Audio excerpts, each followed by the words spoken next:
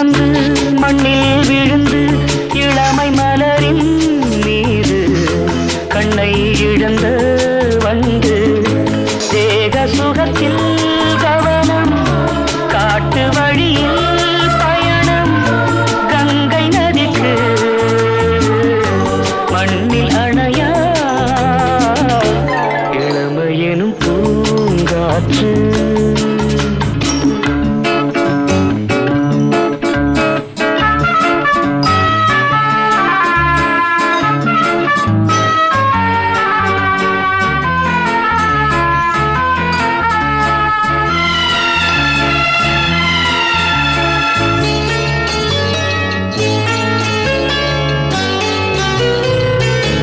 அங்கம் முழுதும் பொங்கும்